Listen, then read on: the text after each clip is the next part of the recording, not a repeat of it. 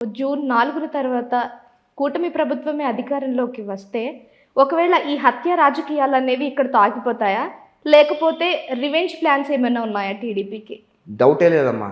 మమ్మల్ని హింసించిన వాళ్ళని, మమ్మల్ని వేధించిన వాళ్ళని, మా మీద దొంగ కేసులు పెట్టిన వాళ్ళని, మమ్మల్ని కొట్టిన వాళ్ళని, మమ్మల్ని తిట్టిన వాళ్ళని, మమ్మల్ని ట్రోల్ చేసిన వాళ్ళని ఎవ్వడిని వదలము. దానిలో ఎటువంటి బేసిజాలకు పోయే ప్రసక్తే లేదు. లోకేష్ బాబు గారు క్లియర్గా చెప్పారు. రెడ్ బుక్లో అందరి పేర్లు రాసుకున్నామమ్మా.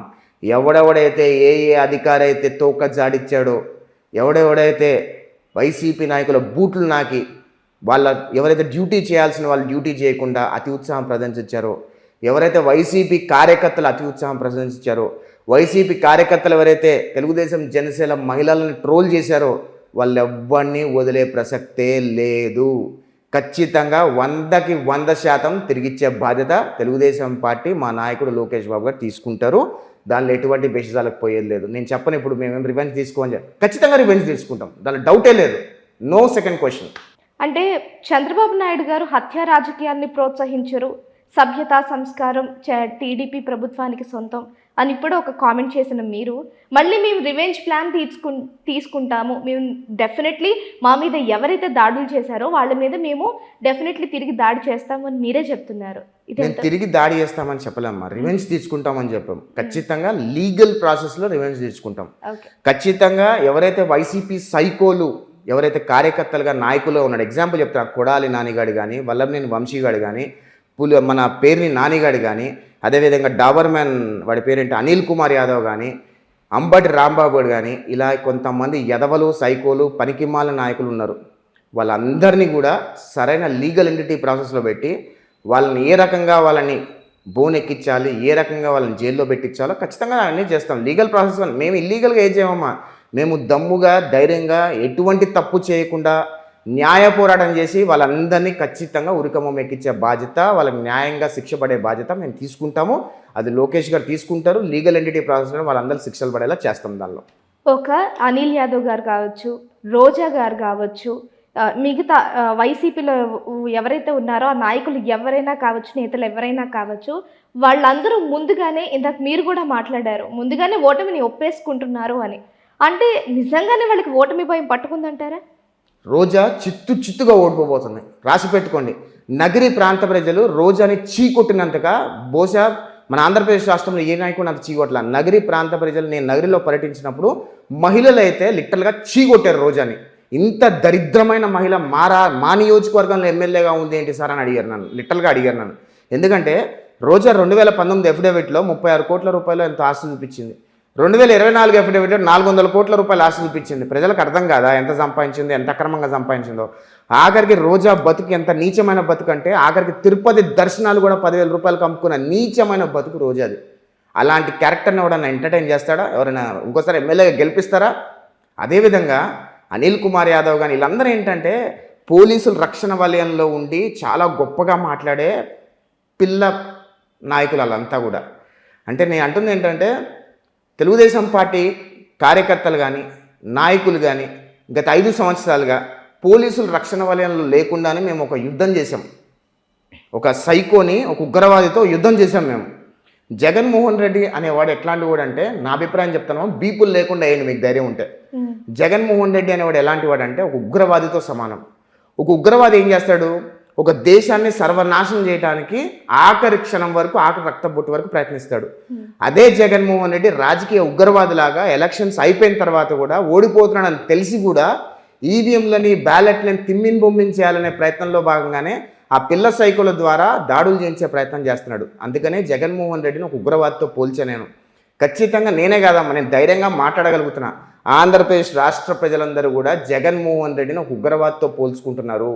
జగన్మోహన్ రెడ్డి అనేవాడు ఒక రాజకీయ ఉగ్రవాది అని చెప్పి రాష్ట్ర ప్రజలందరూ ఫీల్ అయ్యారు కాబట్టి అలానే తీర్పిస్తున్నారు. ఓకే.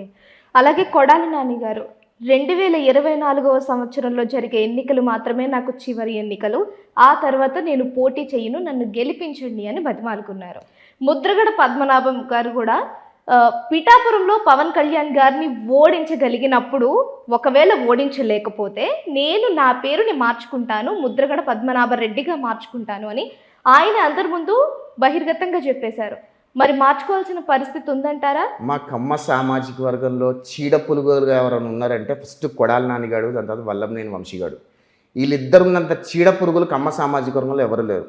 కాపు సామాజిక వర్గంలో అతిపెద్ద చీడ పురుగు ఎవడన్నా ఉన్నాడు అంటే ఆడు ముద్రగడ ప్రభావం.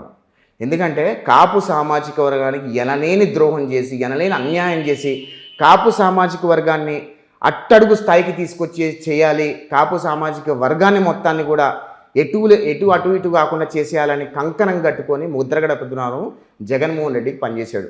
అంటే కాపు సామాజిక వర్గానికి ఐకాన్గా చెప్పుకునే పవన్ కళ్యాణ్ గారు పిఠాపురం నుంచి పోటీ చేస్తే కాపు సామాజిక వర్గం అందరూ కలిసి పవన్ కళ్యాణ్ గారిని గెలిపించుకోవాలి అని అనుకుంటున్నప్పుడు ఆఖరికి ముద్రగడ పద్మనాభం గారి కూతురు కూడా, తన సొంత తోడబుట్టిన కూతురు కూడా, అంటే ఆయన కన్న కూతురే కదా, ఆమె కూడా పవన్ కళ్యాణ్ గారు గెలిపించుకోవాలి అని చెప్పి ప్రయత్నం చేస్తుంటే, అంటే ముద్రగడ పద్మనాభంకి ఒక పదవి ఇవ్వలేదని చెప్పి రాజకీయ కాంక్షతో, రాజకీయ వ్యభిచారంలో భాగంగా పోయి జగన్మోహన్ రెడ్డి బూట్లు నాకి ఆయన కులాన్ని కూడా జగన్మోహన్ రెడ్డి కాళ్ళ దగ్గర తాకట్టు పెట్టిన నీచుడు ఎవడన్నా ఉంటాడా? అందుకనే ముద్రగడ పద్మనాభం కన్న కూతురు కూడా, నా తండ్రి ఇంత దరిద్రంగా మాట్లాడుతాడని నేను ఎప్పుడూ ఒప్పుకోలేదు, నా తండ్రిలా పవన్ కళ్యాణ్ ఓడించకపోతే ముద్రగడ పద్మనాభం రెడ్డిగా పేరు మార్చుకుంటాను అని అంటాడా? ఎంత నీచము అని చెప్పి కన్న కూతురే మాట్లాడిందంటే వాడు బతుకు బతికేనా? నాకు ముద్రగడ పద్మనాభం ఏజ్కి రెస్పెక్ట్ ఇవ్వాలని కానీ ఆ క్యారెక్టర్ని అసలు I have no respect. Mudragada Padmanabham అనేవాడు కాపు సామాజిక వర్గానికి చీడ పురుగు. కమ్మ సామాజిక వర్గంలో కొడాలి నాని, వల్లభనేని వంశీ అనేవాళ్ళు, ఒక అవినాష్, దేవినేని అవినాష్ గారు, అదేవిధంగా కొడాలి నాని, వల్లభనేని వంశీ, వీళ్ళందరూ కూడా కాపు సామాజిక వర్గానికి, కమ్మ సామాజిక వర్గానికి పట్టిన ఒక చీడ పురుగులు వీళ్ళందరూ కూడా. దయచేసి కమ్మ సామాజిక వర్గంలో అర్థం చేసుకున్నారు. ఎందుకంటే ఇలాంటి దరిద్రులు ఆ సామాజిక వర్గంలో ఉండి ఆ సామాజిక వర్గాన్ని పరువు తీసేస్తున్నారు. కాబట్టి ఇలాంటి కమ్మ సామాజిక వర్గంలో ఉన్న కొడాలి నానిగాడికి, వల్లభనేని వంశీ గారు, దేవినేని అవినాష్ గారు, వీళ్ళెవరూ కూడా ఎప్పుడు గెలవకూడదు అని చెప్పి వాళ్ళందరినీ కూడా ఓడించే ప్రయత్నం చేస్తున్నారు ఆంధ్రప్రదేశ్ రాష్ట్ర ప్రజలు. ఈసారి కులాలకు అతీతంగా, మతాలకు అతీతంగా, ప్రాంతాలకు అతీతంగా ముస్లిం మైనారిటీ సోదరులు కూడా తెలుగుదేశం, జనసేన, బీజేపీ కూటమికి భారీగా ఓట్లు వేశారు. అంటే ముస్లిం మైనారిటీ సోదరులు కూడా ఆంధ్రప్రదేశ్ రాష్ట్ర ప్రజల్లో, రాష్ట్రంలో ఏం జరుగుతుందో అర్థమైంది కాబట్టి కూటమికి ఓటేసి కూటమిని గెలిపించే ప్రయత్నం చేశారమ్మా. సో ఇప్పుడు మీరు చెప్పినట్టుగానే ముద్రగడ పద్మనాభం గారి కూతురు ఆయన్ని వ్యతిరేకిస్తున్నారు, అలాగే అంబటి రాంబాబు గారి అల్లుడు ఆయన్ని వ్యతిరేకిస్తున్నారు, జగన్మోహన్ రెడ్డి గారి సొంత తల్లి, చెల్లెళ్ళు కూడా వ్యతిరేకిస్తున్నారు. అంటే సొంత కుటుంబ సభ్యులే వీళ్ళని ఇంత వ్యతిరేకిస్తున్నప్పుడు రాష్ట్రంలోని కొంతమంది ప్రజలు ఆయన అంత గుడ్డిగా ఎలా నమ్మగలుగుతున్నారు మీరు అనుకుంటున్నారు? అంటే నేను ఒక విషయం చెప్తానమ్మా, ఎప్పుడైనా మన భారతదేశంలో ప్రజాస్వామ్యం ఎలా ఉంటుందంటే, రేప్ చేసిన వాడిని కూడా సపోర్ట్ చేసే జనాలు ఉంటారు. ఒక అమ్మాయిని, దిశ అనే అమ్మాయిని అతికిరాతంగా రేప్ చేసి ఆమె ఇంటర్నల్ ఆర్గన్స్ బయటికి తీసేసిన వాడికి సపోర్ట్ చేసే వాళ్ళు కూడా ఉన్నారు కదా. ఉగ్రవాది కసబ్ గారిని చంపేస్తుంటే మన భారతదేశంలోనే ఆయన చంపొద్దు అన్న వాళ్ళు కూడా ఉన్నారు కదా. అలానే భారతదేశంలో ప్రజాస్వామ్యంలో ఉగ్రవాదులను సపోర్ట్ చేసే వాళ్ళు ఉంటారు, వ్యతిరేకించే వాళ్ళు ఉంటారు, రేపిస్టులను సపోర్ట్ చేసే వాళ్ళు ఉంటారు, వ్యతిరేకించే వాళ్ళు ఉంటారు. అలానే మన ఆంధ్రప్రదేశ్ రాష్ట్రంలో కూడా జగన్మోహన్ రెడ్డి అనేవాడు ఒక రాజకీయ ఉగ్రవాది, పనికిమాలినోడు, పరిపాలన చేతగానోడు అని తెలిసినా కూడా వాడు ఇచ్చే ఎంగిల్ మెతులకు ఆశపడే వాళ్ళు కూడా కొంతమంది ఉంటారు. దానికి తప్పులేదు, అది మన ప్రజాస్వామ్యం అంతే. మనం దాన్ని పెద్దగా ఆలోచించాల్సిన అవసరం ఏం లేదు. ఇక్కడ ఏంటంటేనమ్మా, ముద్రగడ పద్మనాభం కూతురు ముద్రగడ పద్మనాభంని వ్యతిరేకించింది. అంబటి రాంబాబు వాడు ఒక క్యారెక్టర్లెస్ ఫెలో, వాడు కూతురు వయసున్న అమ్మాయిలని లైంగికంగా వేధించే ఒక దరిద్రుడు. వాడి సొంత అల్లుడు బయటకు వచ్చి వీడు నికృష్టుడు, నీచుడు, దరిద్రుడు అని చెప్పి డైరెక్ట్గా తిట్టినా సరే సిగ్గుశరం లేకుండా మళ్ళీ బయటకు వచ్చి రాజకీయంగా మాట్లాడుతున్నాడు. అదే అంబటి రాంబాబు గారి ప్లేస్లో వేరే ఇంకెవరైనా ఉండుంటే ఉరేసుకొని చచ్చిపోయేవాళ్ళు నిజంగా. వాళ్ళు చెప్పిన ఆ దరిద్ర, వాళ్ళ సొంత అల్లుడు చెప్పిన మాటలకి. షర్మిల డైరెక్ట్ జగన్మోహన్ రెడ్డి చెల్లెలు, షర్మిల వాళ్ళ అమ్మ జగన్ రెడ్డి తల్లి, ఎవరు కూడా జగన్ రెడ్డికి ఓటు వేయద్దు అని అంటున్నారు. అంటే కుటుంబ సభ్యులకి ఎక్కువగా వాళ్ళ సైకోయిజం కానీ, వాళ్ళ నీచ చరిత్ర కానీ కుటుంబ సభ్యులకి ఎక్కువ తెలుస్తూ ఉంటుంది. కుటుంబ సభ్యులే బయటకు వచ్చి వీళ్ళు దరిద్రులు, వీళ్ళు రాష్ట్రాన్ని నాశనం చేస్తున్నారు, వీళ్ళు బాబాలను చంపేస్తున్నాడు, అంబటి రాంబాబు గారు అయితే అమ్మాయిలకు తిరుగుతాడు అని చెప్పి సొంత అల్లుడికి చెప్తున్నాడు. అలా చెప్తున్నప్పుడు ప్రజలకు కూడా క్లారిటీ ఉంటుంది. ఓకే, కుటుంబ సభ్యులే ఇంత దారుణంగా చెప్తున్నారంటే ఇలాంటి వాళ్ళని గెలిపించొద్దు అనే క్లారిటీ ఉంటుంది. కాబట్టి ఈరోజు ఆంధ్రప్రదేశ్ రాష్ట్రంలో ఇంత పోలింగ్ జరిగిందమ్మా. ఓకే, దీని అంతటికి కారణం ఇదే అంటారు? 100%. జగన్మోహన్ రెడ్డి ఓటమి ఫుల్ భయంకరంగా ఉండబోతుంది. జగన్మోహన్ రెడ్డి క్లారిటీ ఉంది. వైసీపీ కార్యకర్తలు కూడా జగన్మోహన్ రెడ్డి ఏ రేంజ్లో ఓడిపోతున్నాడో క్లారిటీ ఉంది. కాకపోతే మేకపోతు గాంభీర్యాన్ని చూపిస్తూ ఏదో గెలుస్తున్నామని చెప్పి వైసీపీ ఐపాక్ టీం సోషల్ మీడియాలో అడవుడు చేస్తూ ఉంటారు చూసావా, అదే అడవుడు మళ్ళీ చేస్తున్నారు. జూన్ 4వ తారీఖు నాడు సరైన సమాధానం చెప్తారు. ఆంధ్రప్రదేశ్ రాష్ట్రంలో ఎప్పుడూ పోల్ కానంత గవర్నమెంట్ బ్యాలెట్ ఓటింగ్ పోల్ అయింది.